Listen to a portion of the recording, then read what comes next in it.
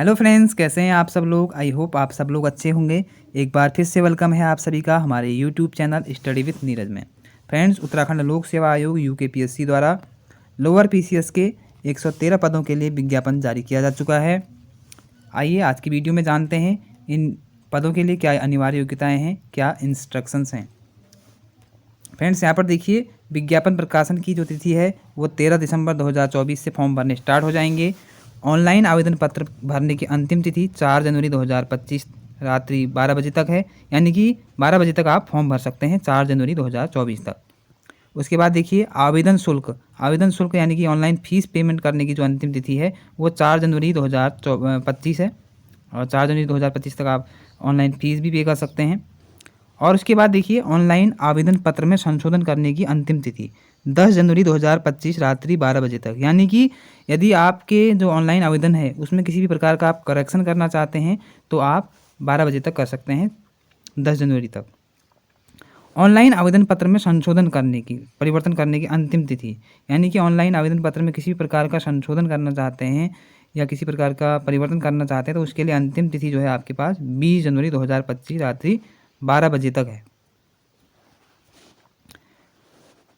उसके बाद देखिए फ्रेंड्स, यहाँ पर अति महत्वपूर्ण निर्देश हैं। उत्तराखंड शासन द्वारा जारी अधिसूचना इतना दिनांक 27 अप्रैल 2023 द्वारा उत्तराखंड प्रतियोगी परीक्षाओं, यानी कि किसी भी प्रकार के जो गैर कानूनी तरीके हैं या भर्ती में अनुचित साधन है उनका यूज करते हुए किसी व्यक्ति को पाया जाता है तो उसके विरुद्ध कार्रवाई करने की बात यहाँ पर कही गई है।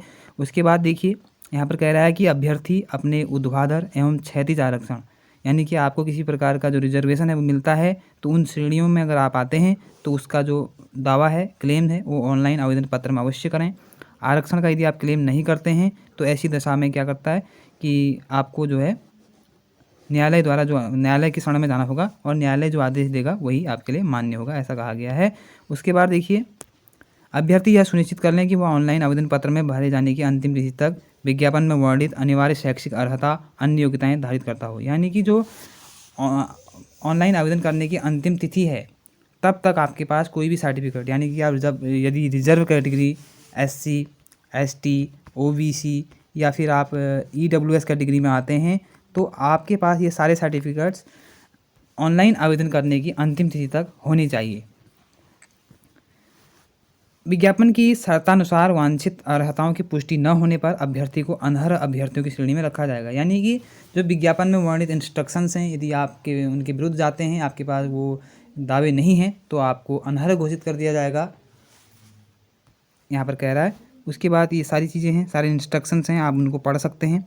जैसे यहाँ पर कह रहा है कि फर्जी प्रमाण पत्रों, शैक्षिक योग्यता, यानी किसी भी प्रकार के अनुचित रूप से आप जा रहे हैं वहाँ पर आवेदन करने वाले जो अभ्यर्थी हैं उनको अलग से क्या होगा, यानी कि 5 वर्षों के लिए प्रतिवारित कर दिया जाएगा, डिबार कर दिया जाएगा परीक्षा से, ऐसा कह रहा है।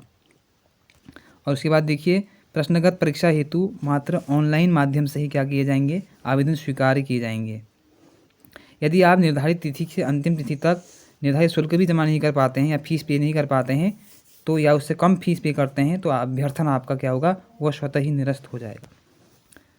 और बाकी इंस्ट्रक्शन आप खुद पढ़ सकते हैं कि क्या क्या चीज़ें ये हैं कि ऑनलाइन आवेदन पत्र में जो आप फ़ीस पे करेंगे वो फ़ीस आपकी वापस नहीं होगी, और अगर आप फिर से दोबारा ऑनलाइन अप्लाई करना चाहते हैं तो आपको पुनः आवेदन शुल्क जमा करना होगा, यहाँ पर कह रहा है। और ऑनलाइन आवेदन पत्र की अंतिम तिथि तक आवेदन प्रक्रिया पूर्ण होने के पश्चात ऑनलाइन आवेदन में अभ्यर्थियों द्वारा की गई प्रविष्टियों में संशोधन करने की जो एक बार पुनः लिंक खोला जाएगा, यानी कि कोई चेंज करेक्शन करना है तो एक ही बार लिंक खोला जाएगा। यहाँ पर कुछ इंस्ट्रक्शन इस प्रकार के भी दिए गए हैं। अभ्यर्थियों को सचेत किया जाता है कि उक्त संशोधन परिवर्तन का अवसर प्रदान करने के उपरांत किसी भी दशा में अभ्यर्थी द्वारा उनके ऑनलाइन आवेदन पत्र में अंकित किसी भी प्रविष्टि दावे को संशोधित परिवर्तित करने के अनुरोध पर आयोग द्वारा विचार नहीं किया जाएगा। तो बाकी सारे इंस्ट्रक्शंस हैं, आप पढ़ सकते हैं कौन कौन से यहाँ पर हैं। ये वैसे भी सभी को पता होते हैं कि कौन कौन से इंस्ट्रक्शंस ज़रूरी होते हैं यूकेपीएससी में, तो इससे आप सभी लोग परिचित हैं। तो मेन पॉइंट जो है यहाँ पर पदों का है, तो यहाँ पर कह रहा है कि कुल रिक्तियों के सम्मिलित राज्य सिविल अवर अधीनस्थ सेवा परीक्षा 2024 के अंतर्गत विभिन्न पदों हेतु रिक्तियों की कुल संख्या 113 है। रिक्तियों की संख्या घट बढ़ सकती है, यानी कि जो 113 पद हैं अभी फिक्स हैं, लेकिन इसमें कमी या वृद्धि हो सकती है। अब देखिए, यहाँ पर नायब तहसीलदार राजस्व विभाग के अंतर्गत आपके 36 पद हैं। सामान्य वर्ग सामान्य वर्ग यानी कि अनारक्षित अनरिजर्व कैटेगरी के लिए यहाँ पर 18 पद हैं। और उसके बाद अनुसूचित जाति के लिए 8 पद हैं, अनुसूचित जनजाति के लिए 2 पद हैं, अन्य पिछड़ा वर्ग के लिए 5 पद हैं, आर्थिक रूप से कमजोर वर्ग EWS के लिए आपके 3 पद रिजर्व हैं। तो बाकी 36 श्रेणीवार पदों का विवरण दिया गया है। यहाँ पर आप देख सकते हैं कि कौन, अगर आप इनकी कैटेगरी में आते हैं, वही चीज़ें यहाँ पर दिखाई गई है। दृष्टिहीनता या कम दृष्टि, पूर्व सैनिक, अनाथ बच्चों के लिए 1 पद है, कुशल खिलाड़ियों के लिए 1 पद है। यानी कि जो रिजर्वेशन है उत्तराखंड में, उसके अंदर यहाँ पर कैटेगरी वाइज पदों को डिवाइड किया गया है, आप यहाँ पर देख सकते हैं। उसके बाद देखिए उप कारापाल गृह विभाग यानी कि डिप्टी जेलियर होम डिपार्टमेंट के अंतर्गत 14 पद हैं। यहाँ पर 10 पद जो हैं वो आपके सामान्य वर्ग के लिए हैं, 2 पद आपके अनुसूचित जाति के लिए हैं, अनुसूचित जनजाति के लिए कोई पद नहीं है यहाँ पर, अन्य पिछड़ा वर्ग के लिए 2 हैं और आर्थिक रूप से कमजोर वर्ग के लिए 0 पद है, कोई पद नहीं है। बाकी आप देख सकते हैं उसी प्रकार से यहाँ पर पूर्ति निरीक्षक सप्लाई इंस्पेक्टर के लिए, खाद्य नागरिक आपूर्ति एवं उपभोक्ता मामले विभाग 36 पद अनारक्षित, 23 पद SC ST के लिए हैं और बाकी आप देख सकते हैं 6 पद इनके लिए हैं और 3 पद यहाँ पर EWS के लिए हैं। कैटेगरी वाइज यहाँ पर डिवाइड किया गया है, आप वैसे भी देख सकते हैं। तो फ्रेंड्स ये हमारे पद हैं जो श्रेणी वाइज यहाँ पर दिए गए हैं। आप अपनी चॉइस के अकॉर्डिंग या फॉर्म में जो भी जिस तरीके से भी फॉर्म भरना है आप भर सकते हैं, देख के आप कौन सी कैटेगरी में आते हैं उस हिसाब से। उसके बाद देखिएगा यहाँ पर जो मेन इम्पोर्टेंट चीज़ है वो है आपकी उत्तराखंड सम्मिलित राज्य सिविल अवर अधीनस्थ सेवा परीक्षा 2021 के अंतर्गत पदों के सापेक्ष पद का स्वरूप शैक्षिक अर्हता यानी कि आपकी क्वालिफिकेशन की बात कर रहा है कि कौन कौन सी क्वालिफिकेशंस हैं जो इसके लिए अनिवार्य हैं। देखिए सबसे पहले हम देखते हैं नायाब तहसीलदार। नायाब तहसीलदार का जो एलिजिबिलिटी क्राइटेरिया है वो क्या है, तो कुल पदों की संख्या यहाँ पर है 36 पद हैं। पद का स्वरूप अराजपत्रित है, अंशदायी पेंशन युक्त है यानी कि राजपत्रित नहीं है, गजिटेड नहीं है, लेकिन पेंशनदायी युक्त है, ग्रुप C के अंतर्गत आएगा। बहुत बढ़िया जॉब है दोस्तों, ज़बरदस्त जॉब है, नायाब तहसीलदार आप बन जाएंगे अगर आप इस एग्ज़ाम को क्वालिफाई कर लेंगे तो। उसके बाद देखिए वेतनमान, देखिए वेतनमान आपको देखा 44,900 से 1,42,000 लेवल 7 आपका वेतनमान रहेगा। शैक्षिक अर्हता एजुकेशनल क्वालिफिकेशन की बात करें तो एजुकेशन यहाँ पर भारत में विधि द्वारा स्थापित किसी भी विश्वविद्यालय से स्नातक की उपाधि आपके पास होनी चाहिए। यानी कि आपने यदि BA किया हो, आपने BSc की हो, आपने BCom किया हो, यानी कि किसी भी प्रकार की डिग्री किसी भी सब्जेक्ट में आपके पास हो तो आप इसके लिए आवेदन कर सकते हैं। उसी प्रकार सेम इसके लिए भी है। उप कारापाल कुल पदों की संख्या 14 है। पद का स्वरूप समूह गौ के अंतर्गत है यानी अराजपत्रित है, अंशदायी पेंशन युक्त है। वेतनमान इतना आप देख सकते हैं 35,400 से लेकर के 1,12,400 तक यहाँ पर वेतनमान दिया गया है। शैक्षिक अर्हता इसके लिए भी सेम ही है। भारत में विधि द्वारा स्थापित किसी विश्वविद्यालय से स्नातक की उपाधि है यानी कि आप ग्रेजुएट हों किसी भी सब्जेक्ट किसी भी स्ट्रीम में। अधिमानी अर्हता देखिए यहाँ पर प्रादेशिक सेना में 2 वर्ष की न्यूनतम अवधि तक सेवा की हो यानी कि वेटेज अगर आपको मिलेगा 2 वर्ष की अवधि तक अगर आप सेवा में रह चुके हैं आर्मी में तो आपको यहाँ पर वेटेज दिया जाएगा। राष्ट्रीय कैडेट कोर का B प्रमाण पत्र, C प्रमाण पत्र यदि आपके पास हो तो उनको भी वेटेज मिलेगा। अनिवार्य तथा यथा शारीरिक दक्षता, यहाँ पर फिजिकल भी होगा फ्रेंड्स। देखिए फिजिकल की भी बात कर रहा है उप कारापाल के लिए, क्योंकि यहाँ पर आपके पुलिस डिपार्टमेंट से लगभग वहाँ आपकी ज्वाइनिंग होगी। तो यहाँ पर देखिए पर्वतीय क्षेत्र को छोड़कर सामान्य पिछड़ी जाति तथा अनुसूचित जाति के अभ्यर्थियों के लिए ऊंचाई 165 सेंटीमीटर, पर्वतीय क्षेत्र के अभ्यर्थियों के लिए ऊंचाई 160 सेंटीमीटर, अनुसूचित जाति के अभ्यर्थियों के लिए ऊंचाई 157 सेंटीमीटर है होनी चाहिए। पर्वतीय क्षेत्र को छोड़कर सामान्य पिछड़ी जाति अनुसूचित जाति के अभ्यर्थियों के लिए सीने की माप यानी कि चेस्ट भी यहाँ पर देखा जाएगा। बिना फुलाए 78.8 सेंटीमीटर, फुलाने पर 83.8 सेंटीमीटर। पर्वतीय क्षेत्र अनुसूचित जनजाति अभ्यर्थियों के लिए बिना फुलाए 76.3 सेंटीमीटर तथा फुलाने पर 81.3 सेंटीमीटर होना चाहिए। तो यहाँ फिजिकल भी होगा दोस्तों, क्योंकि ये उप कारापाल की पोस्ट है। यहाँ पर आपको पुलिस डिपार्टमेंट में भेजा जाएगा। उसके बाद देखिए 2 महिला पर्वतीय क्षेत्र को छोड़कर सामान्य पिछड़ी जाति तथा अनुसूचित जाति के अभ्यर्थियों के लिए ऊंचाई 152 सेंटीमीटर, पर्वतीय क्षेत्र के अभ्यर्थियों के लिए 147 सेंटीमीटर होनी चाहिए। और वेट गर्ल्स या वुमेन्स के लिए 45 kg वेट अनिवार्य होना चाहिए। बाकी यहाँ पर कमेंट है, अभ्यर्थियों की चिकित्सा परीक्षा के लिए विनियम वही होंगे जो सरकार द्वारा समय समय पर विहित किए जाते हैं, यानी कि आपका मेडिकल जो परीक्षण होगा वो सरकार यानी कि गवर्नमेंट के रूल रेगुलेशन के अकॉर्डिंग होगा। उसके बाद देखिए पूर्ति निरीक्षक की बात हो रही है यहाँ पर, तो पूर्ति निरीक्षक के 36 पद हैं। पद का स्वरूप समूह गो अराजपत्रित अंशदायी पेंशन युक्त। वेतनमान देखिए आप 35,400 से 1,12,400 तक है। शैक्षिक अर्हता यानी कि एजुकेशनल क्वालिफिकेशन की बात करें, किसी मान्यता प्राप्त विश्वविद्यालय से स्नातक की उपाधि या समकक्ष कोई डिग्री होनी चाहिए और उसे देवनागरी लिपि में हिंदी का भी अच्छा ज्ञान होना चाहिए, कह रहा है पूर्ति निरीक्षक के लिए। अधिमानी अर्हता देखिए, यानी कि आपको हिंदी का अच्छा खासा ज्ञान होना चाहिए दोस्तों, क्योंकि हिंदी यहाँ पर सिविल सर्वेंट के लिए बहुत ज़्यादा ज़रूरी है। उत्तराखंड में यदि आपकी जॉब लगती है तो आप सोसाइटी में जाते हैं, लोगों से कनेक्ट होते हैं, रूरल एरिया है उत्तराखंड का अधिकांश, और हिंदी भाषा का आपको ज्ञान होना आवश्यक है। तो इसलिए यहाँ पर देवनागरी लिपि में हिंदी का अच्छा ज्ञान होना इसके लिए बहुत ज़्यादा यानी कि अनिवार्य शैक्षिक अर्हता में रखा गया है। अधिमानी शैक्षिक अर्हता की बात करें यानी कि वेटेज मार्क्स की, तो ऐसे अभ्यर्थी जिसने प्रादेशिक सेना में न्यूनतम 2 वर्ष की सेवा की हो उनको भी वेटेज मिलेगा, और जिसके पास एनसीसी का बी तथा सी प्रमाण पत्र होगा या एनएसएस का भी सी प्रमाण पत्र होगा दोस्तों, तो उनको भी वेटेज मिलेगा। उसके बाद देखिए विपणन निरीक्षक की यहाँ पर पोस्ट हैं, 6 पदों के लिए यहाँ पर आवेदन स्वीकार किए गए हैं। पदों का स्वरूप समूह गो अराजपत्रित अंशदायी पेंशन युक्त है। वेतनमान इतना इतना आप देख सकते हैं। शैक्षिक अर्हता सेम है, यहाँ पर ग्रेजुएट होना चाहिए आपको, देवनागरी लिपि में हिंदी का अच्छा ज्ञान होना चाहिए दोस्तों। उसके बाद देखिए अधिमानी अर्हता यहाँ पर वही है, 2 वर्ष की प्रादेशिक सेना में आपने ड्यूटी की है तो आपको वेटेज मिलेगा। उसके साथ यदि आप बी अथवा सी प्रमाण पत्र प्राप्त किया है राष्ट्रीय कैडेट कोर का तो भी आपको वेटेज मिलेगा। बाकी श्रम परिवर्तन अधिकारी की भी 5 पोस्ट हैं, इनके लिए भी आवेदन किया जा सकता है। उसके लिए भी आपको योग्यताएं देख लीजिएगा, वही है समूह को अराजपत्रित है ये, और इतना इतना वेतन है इसका। और शैक्षिक अर्हता विधि द्वारा स्थापित विश्वविद्यालय में ग्रेजुएशन की डिग्री आपके पास होनी चाहिए।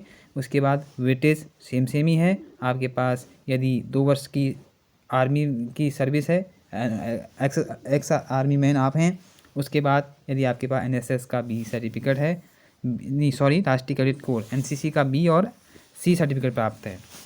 उसके बाद देखिए आबकारी निरीक्षक यहाँ पर पोस्ट हैं, 5 पोस्ट हैं उसके लिए, और इसमें वही है सेम ही है, पेंशनदायी युक्त ग्रुप सी के अंतर्गत आएगा ये। और वेतनमान 44,900 से 1,42,400 के बीच है।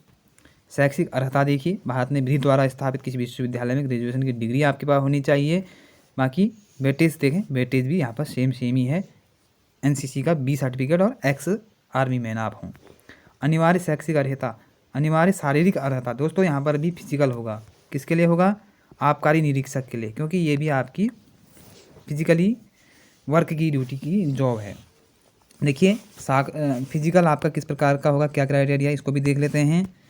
सामान्य अन्य वर्ग के लिए ऊंचाई हाइट देखिए इतनी इतनी है, यानी कि पुरुष अभ्यर्थी होने की दशा में 167.60 सेंटीमीटर, महिला अभ्यर्थी में 152 सेंटीमीटर आपकी ऊंचाई होनी चाहिए। अनुसूचित जाति में 160 सेंटीमीटर और महिला अभ्यर्थी हैं तो 147 सेंटीमीटर। पर्वतीय क्षेत्र में 162 सेंटीमीटर और महिला अभ्यर्थिनी हैं तो आपको 147 सेंटीमीटर यहाँ पर हाइट होनी चाहिए। आप देखिए चेस्ट सीने की माप ये केवल पुरुष अभ्यर्थियों के लिए है। सामान्य अन्य अभ्यर्थी 78.8, फुलाए जाने पर 83.8 सेंटीमीटर। तो दोस्तों यहाँ पर आपका 78 सेंटीमीटर जो चेस्ट हैं वो बिना फुलाई होने चाहिए और फुलाने के बाद 83.8 सेंटीमीटर होना चाहिए यहाँ पर कह रहा है। अनुसूचित जाति पर्वतीय क्षेत्रों की जो चेस्ट की माप होगी वो 76.3 सेंटीमीटर होनी चाहिए और फुलाए जाने पर 81.3 सेंटीमीटर होनी चाहिए। शारीरिक वजन देखिए केवल महिला अभ्यर्थियों के लिए न्यूनतम जो होना चाहिए वेट वो 45 kg होना चाहिए। अब है ज्येष्ठ गणना विकास निरीक्षक के जो पोस्ट है उसके बारे में। कुल पदों की संख्या 2, राजपत्रित अंशदायी पेंशन युक्त सेम है। वेतनमान आप देख सकते हैं इतना इतना है। शैक्षिक अर्हता देखिए यहाँ पर चेंज आ गया है, ज्येष्ठ गन्ना विकास निरीक्षक। दोस्तों ये एग्रीकल्चर से रिलेटेड पोस्ट है तो यहाँ पर एजुकेशनल क्वालिफिकेशन भी चेंज हो गई है। इसमें कहा गया है कि किसी मान्यता प्राप्त विश्वविद्यालय से कृषि में स्नातक उपाधि, यदि आपके पास एग्रीकल्चर में ग्रेजुएशन है यानी कि बीएससी एजी आपने किया है तो आप इसके लिए योग्य हैं, इसका फॉर्म भर सकते हैं आप। यानी कि किसी विश्वविद्यालय से कृषि में स्नातक उपाधि रखता हो। ऐसे अभ्यर्थी जो कृषि विज्ञान में स्नातकोत्तर उपाधि रखता हो, यानी कि आपने पीजी किया है एग्रीकल्चर में तो भी आप योग्य हैं। समूह दो सामान्य पदों पर सीधी भर्ती के मामले में अधिमान दिया जाएगा। यानी कि अगर आपने एग्रीकल्चर से ग्रेजुएट हैं आप तो भी आप फॉर्म भर सकते हैं, लेकिन अगर आपके पास एग्रीकल्चर में पीजी है तो आपको यहाँ पर वेटेज मिल जाएगा। तो ये एक बहुत बड़ी अपॉर्चुनिटी है जो जिन्होंने एग्रीकल्चर के फील्ड में ग्रेजुएशन या पोस्ट ग्रेजुएशन की है उनके लिए।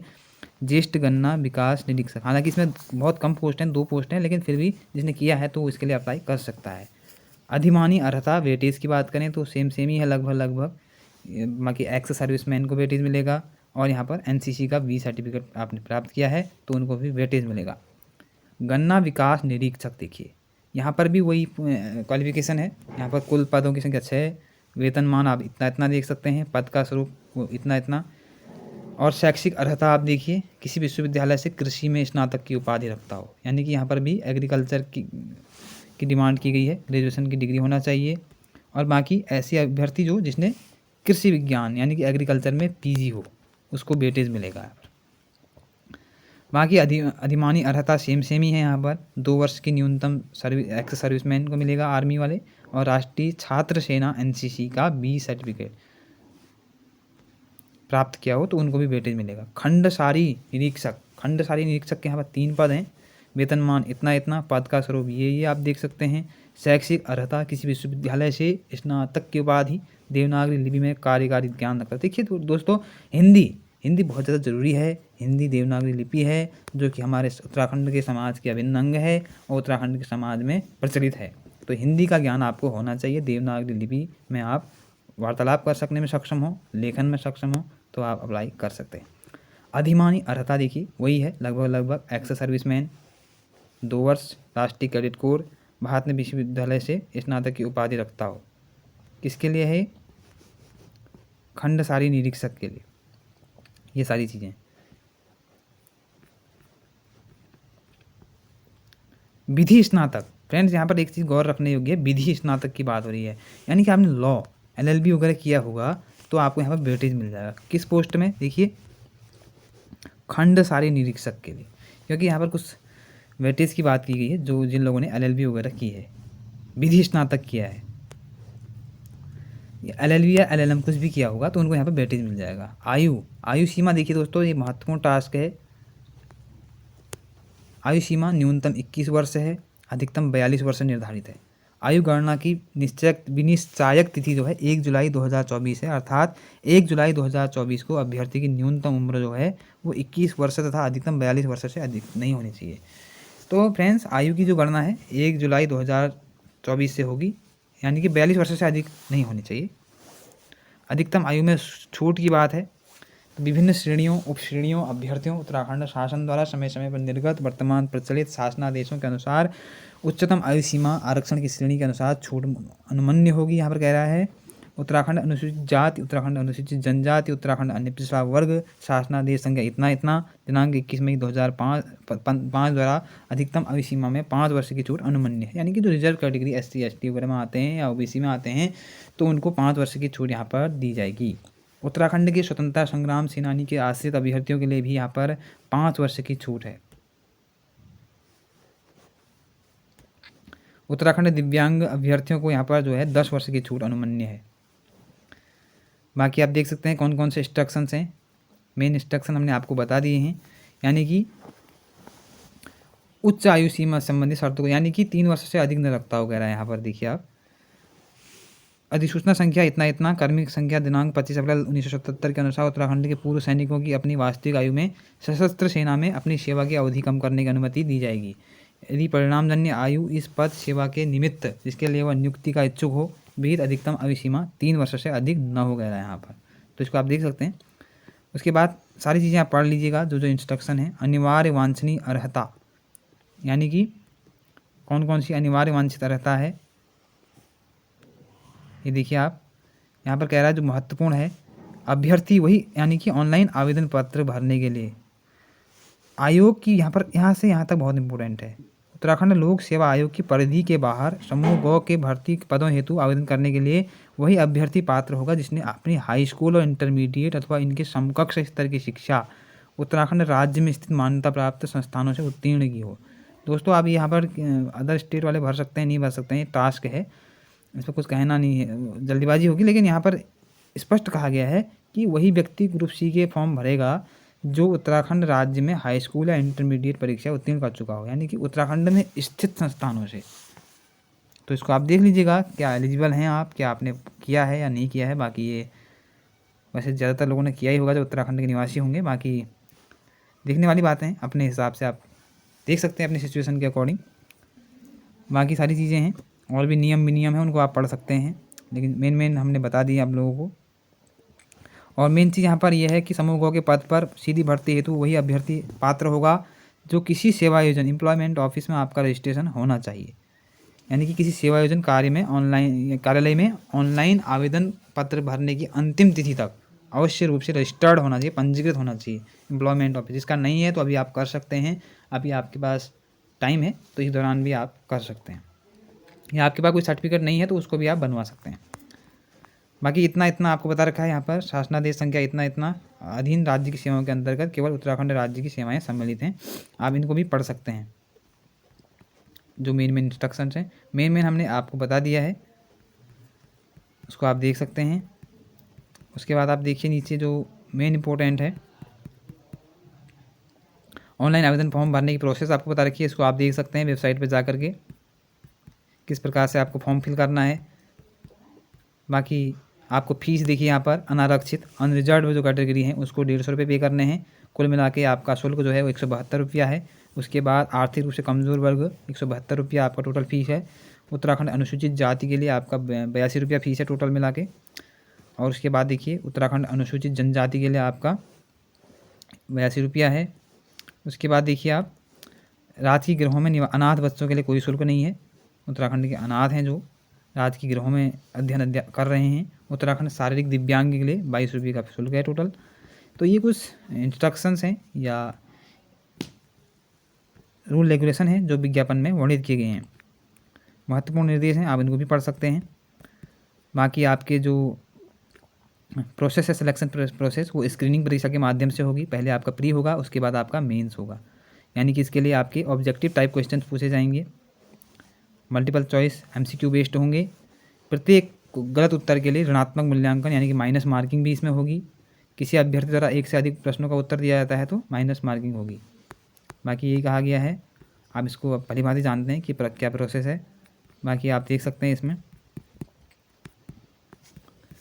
आपके जो एग्ज़ाम सेंटर हैं वो कौन कौन से हैं आप देख सकते हैं। अल्मोड़ा, रानीखेत, बागेश्वर, चंपावत, हल्द्वानी, पिथौरागढ़, रुद्रपुर, खटीमा, देहरादून, ऋषिकेश, हरिद्वार, रुड़की, टिहरी गढ़वाल, उत्तरकाशी, चमोली, पौड़ी गढ़वाल, सितारगंज श्रीनगर, कोटद्वार, रुद्रप्रयाग। तो इतने आपके एग्ज़ाम सेंटर हैं, आप यहाँ पर अपने सुविधा के अकॉर्डिंग आप प्रेफरेंस भर सकते हैं। बाकी एग्ज़ाम सेंटर घटाए बढ़ाए जा सकते हैं। अब ये सिलेबस है आपका जो प्री होगा वो इस प्रकार से होगा। सामान्य अध्ययन सामान्य बुद्धि परीक्षण से आपके 150 क्वेश्चन होंगे, 2 घंटे में आपका एग्ज़ाम होगा। बाकी मुख्य परीक्षा आपका ये है, पहले आप प्री पे फोकस करिए, उसके बाद मुख्य परीक्षा के लिए आप जाएंगे तो आप इस प्रकार से एग्ज़ाम का आपका पैटर्न रहेगा। फिर आपका 75 नंबर का आपका इंटरव्यू होगा लास्ट में। तो फ्रेंड्स ये था उत्तराखंड लोक सेवा आयोग द्वारा आयोजित या जो विज्ञापन जारी किया गया है लोअर PCS के 113 पदों पर, उसके बारे में। तो आई होप आप सब लोग फॉर्म भरेंगे और सारे नियमों को देखते हुए प्रोसेस को आगे बढ़ाएंगे। Thank you friends, thanks for watching.